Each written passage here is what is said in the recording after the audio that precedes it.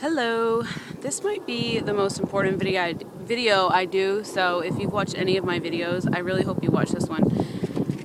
Been a little nervous about sharing because it's really personal, but I have to share this with you. So, I am going to tell you my story, kind of about how I came to trust in Christ and kind of some things along the way, and basically the history behind this channel and why I'm doing this YouTube channel.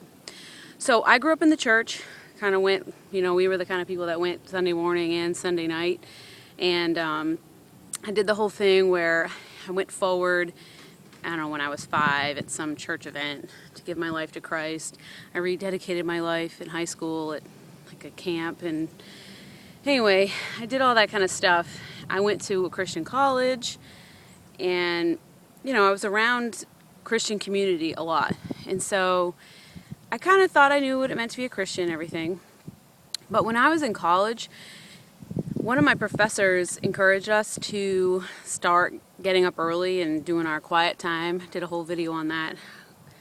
Do our quiet time early, and it was really crazy. I started spending about an hour in the morning when the sun rose. I loved it because the sun would come up and the sky was pink and purple, and I was kind of in this phase where I look around at creation, everything seems like boy colors, like blue and brown and green. And in the morning when the sun came up and the sky was purple and pink, I was just like, oh man, God likes pink and purple too. That's so exciting. So I hated missing when the sun came up. So anyway, I tell you all this to say that I kind of started spending time with the Lord and asking him some tough questions. Now let me just tell you that I was the kind of Christian in high school. I think I was legalistic, judgmental, sort of thought I had it kind of together. Thought I was maybe wise in some ways because I wasn't doing things other people were doing. I wasn't drinking, smoking, partying. I didn't do any of that kind of stuff. So a lot of times you hear about people coming to Christ because they've had like this crazy kind of life and they did all this bad stuff. But I kind of think it's scary when you're not really doing bad stuff and you think you're all good. That was kind of my experience. I don't really think I fully understood the gospel and what Jesus did and how that made such an impact on my life and the world. I didn't really understand it and get it until college. So I want to tell you about that. So I started hanging out with the Lord in the morning, and I really was asking a ton of questions because I was kind of like, a lot of what I see around me and what I grew up with, like, what do Christians have that other people don't have? Do I want what they have? Is there anything appealing about their life that is like worth it to me? And I don't know, I kind of wasn't impressed with, is this all that Christians do? They like try to go to church and tell other people to go to church and read their Bible.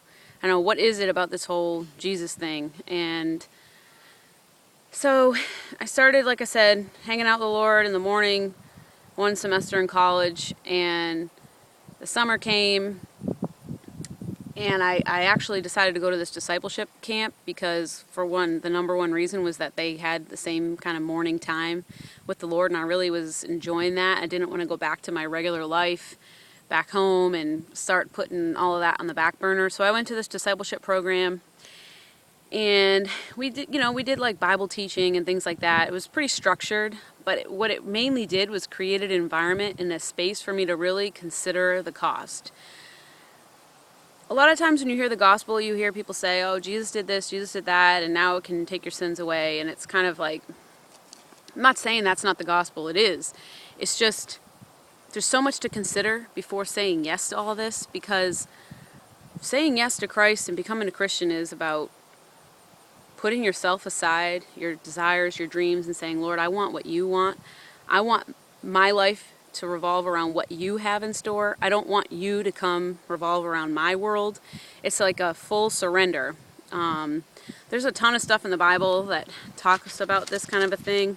Here's one from Luke 14:28. Suppose one of you wants to build a tower. Will he not first sit down and estimate the cost to see if he has enough money to complete it? Basically, like, don't start building a building, or if you don't have if you can't follow through. If you say yes to all this stuff, make sure you know what you're saying yes to. God's not scared of our questions. Dear Lord, I don't know if you're real. I don't know about all this Jesus stuff. It seems a little wacky to me. Tell him how you really feel. And so basically I took time to put it all out there and say, this is what I'm thinking, this is what I'm struggling with. I don't understand this. I was reading the Bible. I was praying about stuff. And I can't explain it except this is a weird word to use, but I really just feel like the Lord through this process was like wooing me to himself, kind of calling me to him to continue to invest my time and efforts and prayers. And it was just kind of a really reflective time, and it was necessary. Like, I really encourage people to take time to really think this through. So,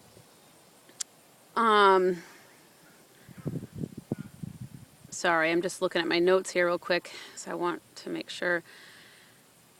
Yeah, like, I guess some of the Christian phrases that are really annoying, like, sometimes you just Christianese words, you hear these phrases all the time, like, Jesus came, he conquered the grave, he was risen, now his resurrection. Some of those words just kind of, sometimes we hear them so much in our culture that they don't really carry a lot of meaning.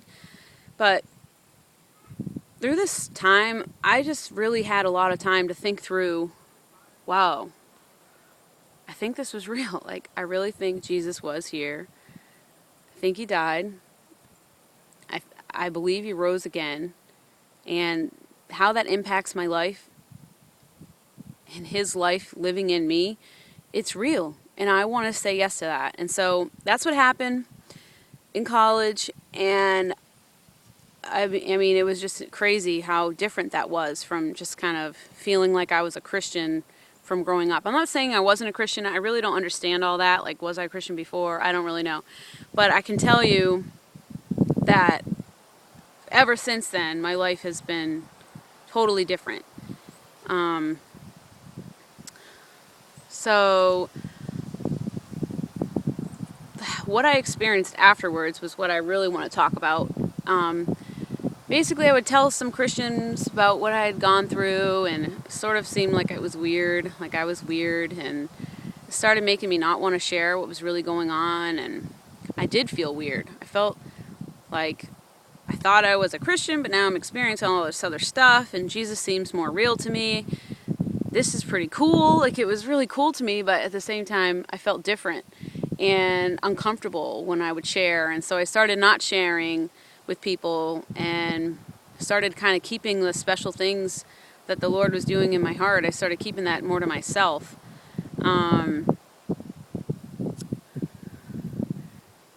So yeah, it was just an interesting experience to feel so encouraged by the Lord and feel like something was so real in me. Yet at the same time, I felt like I was kind of keeping it and shutting down when it came to other people and not wanting to share what was so personal to me because of how they would respond. I knew special things were happening in my life and that Jesus mattered a whole lot to me, but I didn't always feel like other Christians were experiencing what I was experiencing. And if they were, nobody was talking about it. And this is how and why I began to continue experiencing intimate, personal, real, awesome relationship with the Lord. But I just would share it with very few people, or sometimes not at all. Sorry, I'm reading my notes. I just want to make sure I'm telling you what I was thinking about for this video. People who are close to me know more personal things about me, which is normal. That's pretty normal. But what I'm doing with this YouTube channel is saying, okay, I don't want to hide my light. I'm saying no more. I don't want to keep what's so personal to me private, because what's personal to me is the light of Christ in me, and I want to share it, and we're not supposed to keep it to ourselves. Like Matthew 16, let me turn to it here. Matthew 5.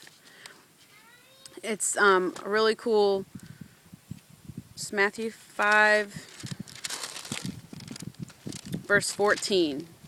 You are the light of the world. A city on a hill cannot be hidden. Neither do people light a lamp and put it under a bowl. Instead, they put it on its stand, and it gives light to everyone in the house. In the same way, let your light shine before men, that they may see your good deeds and praise your Father in heaven. I feel like I've been hiding my light under a bowl for a lot of reasons and in a lot of ways for a lot of years, and I don't want to do that anymore. The world is a dark place. People need the light of Christ, and I want to share what's in me, and I want to point to Him through this channel and talk about how real this is and how awesome it is and how special it is. And I wanted to share something with you really quick. I bought this little sign a couple years ago. It says, "This little light of mine, I'm gonna let it shine." And I bought it because I wanted to encourage myself to share what's in my heart. And I kept it in my bathroom where no one could see it, and it sort of made its way out into my kitchen because I feel like I'm getting a little more and more brave to share. And this is where this heart of mine came for this channel, is to just be honest and be open and say, I have something to share. I want to share it, but I also want to encourage other people to share and not hide, because that's not what we're supposed to do, and it doesn't really help other people if we're hiding the light. People need the light. Okay, this is really important. I want people to know that being a Christian is so much more than feeling like there are rules to follow, church to go to, small group to force yourself to go to, quiet times to have, and service projects to do. Being a Christian is about being connected to your Creator and experiencing His realness in your own life in a way that makes you want to share it with other people because it's so awesome. So many people are stuck in the doing what we're supposed to do because we're a Christian, or feeling like that's annoying, so this Christianity thing isn't for me, or I'm a Christian but I'm not really investing myself in my relationship with the Lord because it's kind of, wears me out. That's not really what it's supposed to be like. And so I just want people to know that there's so much more to it than all that. Church and quiet time and Bible studies, and it's not supposed to be like this weight, this heavy thing over you that feel like you have to do. Okay, last little paragraph here is, don't hide your light. This channel is about encouraging, inspiring you not to be afraid. This channel is also about sharing with you the reality of Christ. This is about helping people feel connected to other people. We need each other. Guys, we need each other. If I can connect to just one person who might, to make you, like one person not feel alone, then this channel was worth it. This channel is also about telling Christians that if they feel like Christianity is all about church and the rules, then they're missing out on the heart of what being a Christian really is. Like I said in the beginning, there's a lot of testimonies out there for what the Lord did in someone's life, kind of turning them around when they're all involved in a lot of crazy stuff. But I think the dangerous thing is when you are a person that's not really doing anything bad, you think you're all good, but you really need the mercy of God. You really need Him to reveal Christ to you. My sin is just as bad as somebody else's who maybe looks like they have worse sin. We all are desperate. We all need Him to show His mercy on us and reveal Himself to us. So, yeah, this is all I gotta say.